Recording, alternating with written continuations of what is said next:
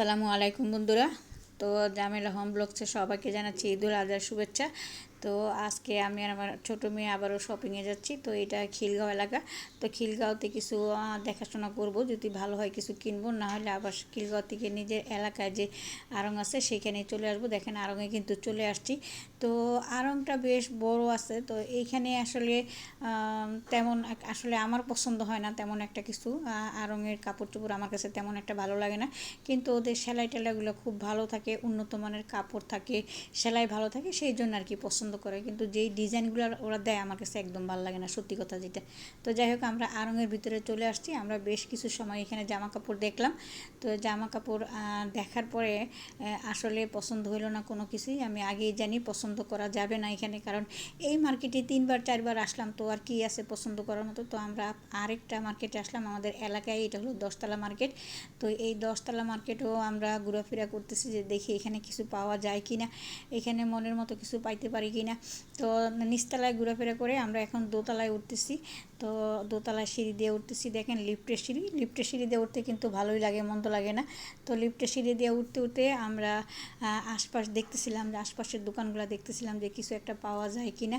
তো এইখানেও পাওয়া যাইবে বলে আমার মনে হচ্ছে না।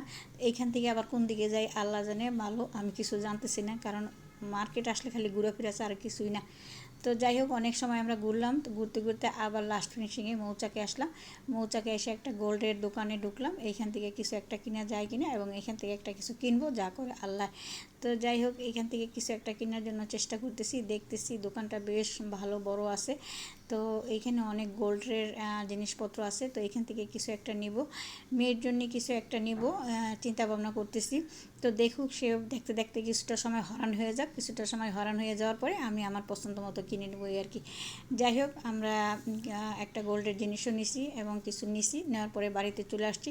তো বাড়িতে চলে আসার পরে সব সমস্যাটা হলো এই জায়গায়। এটা কিন্তু আমার বাসার কাছাকাছি, বেশি একটা দূরে না, খিলগাঁওটা কিন্তু বেশি একটা দূরে না। তো খিলগাঁওয়ের ঘোরাফেরা করার পরে যে আমরা সব জায়গায় ঘুরলাম, এরপরে কিন্তু আবারও দ্বিতীয়বার খিলগাঁও গেছিলাম। কিন্তু খিলগাঁও যাওয়ার পরে কিন্তু আমরা আবার বাসার দিকে রওনা করছি। এখন কিন্তু আমি একদম বাসার কাছে। আমার বাসা থেকে কিন্তু এই যে এই জায়গাটা জ্যাম আছে, এটা মাত্র 4 থেকে 3 মিনিট লাগবে বাসায় ঢুকতে। যদি পায়ে হেঁটে আসি তাহলে 3 মিনিট লাগবে। তো এইখানে প্রায় বসেছিলাম কতক্ষণ, আধা ঘন্টার মতো বসেছিলাম। যে এতটা জ্যাম ছিল মানে কল্পনার বাইরে। তো গাড়িওয়ালা যখন আমাদেরকে নামাই দিল, বললো যে ভাই এতক্ষণ আপনারা বসে না থেকেও তো হাইটে আসতে পারতাম। বললাম যে হ্যাঁ ভাই, হাইটে আসতে পারতাম ঠিকই, কিন্তু আপনি ব্যাগ যেতেন কীভাবে? আপনি তো গাড়িটা ঘুরাইতে পারতেন না একটুও না। আর আমরা একটু দেখলাম যে রাস্তাঘাটের পরিস্থিতিটা কী হয়, সেই জন্য আর কি বসে থাকা, ভাই অন্য কিছু না। আপনিও কিন্তু যেতে পারতেন না, আপনারা ছেড়ে দিলে। তা অবশ্য ঠিক বলছেন, আমিও যেতে পারতাম না আমাকে ছেড়ে দিলে, কারণ যেই অবস্থা রাস্তাঘাটের, এইটাই কিন্তু অনেক সময় মজা লাগে বাইরে গেলে, যে রাস্তায় অনেক জ্যাম হচ্ছে, অনেক সময় বসে আছি, বিরক্ত লাগতেছে, হয়রান হয়ে গেছি। এটা কিন্তু অনেক সময় মজা লাগে, আবার অনেক সময় কিন্তু মজা লাগে না, বিরক্ত লাগে। দূর এত সময় রাস্তায় বসে থাকবো, তার চেয়ে বরং ঘরে না যাই আমরা অনলাইনে শপিং করাই ভালো, এটা কিন্তু মাথায় আসে অনেক সময়। তো সেই জন্য যাওয়া হয় না। যাই হোক, আমরা বাসায় চলে আসছি অলরেডি।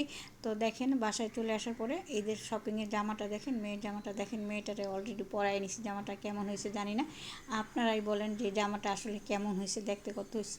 এটার দাম নিছে 1600 টাকা, ঠিক আছে, 1600 টাকা দিয়ে কিনা। তো কেমন হয়েছে জামাটা দেখেন, সবাই কমেন্ট করে জানাবেন যে এত সময় যে ঘোরাফেরা করলাম, এত সময় ঘোরাফেরার পরে যে জামাটা নিলাম, সেই জামাটা কি আসলে সুন্দর হয়েছে কিনা, বা দাম ঠিক আছে কিনা। তো আজকে এই পর্যন্তই, সবাই ভালো থাকবেন, আল্লাহ হাফেজ।